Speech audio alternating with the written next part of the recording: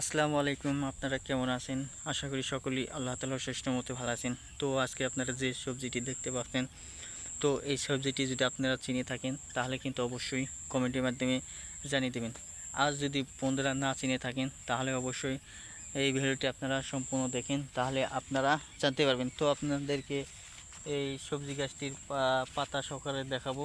তো বন্ধুরা, আপনারা এই যে পাতাগুলো দেখতে পাচ্ছেন, এখনও দেখতে পাচ্ছেন বন্ধুরা, চিনতে পারছেন কিনা? যদি না চিনে থাকেন বন্ধুরা, এখনই বলে দিচ্ছি, এগুলোর নাম হচ্ছে পটল।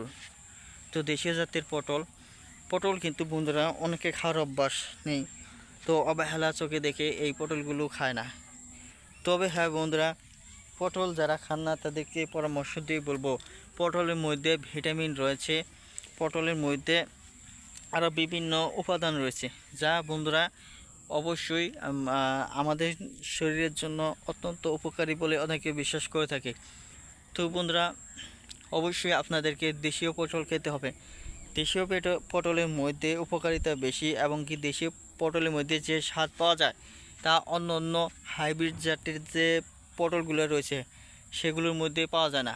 তো প্রিয় ভাই বন্ধুরা, এখন বলে দিচ্ছি, দেশীয় জাতের পটল যাদের খাওয়ার ইচ্ছা রয়েছে তাহলে তারা অবশ্যই আপনারা গ্রামগঞ্জে চলে আসেন। গ্রামগঞ্জ থেকে আপনারা কিনতে পারবেন। তো আর যদি আপনারা গ্রামগঞ্জে না আসতে চান তাহলে আমাদের সাথে যোগাযোগ করে নেবেন, আপনাদের কাছে দেশীয় পটল পৌঁছে দিতে পারবো ইনশাল্লাহ। ধন্যবাদ আপনাদেরকে।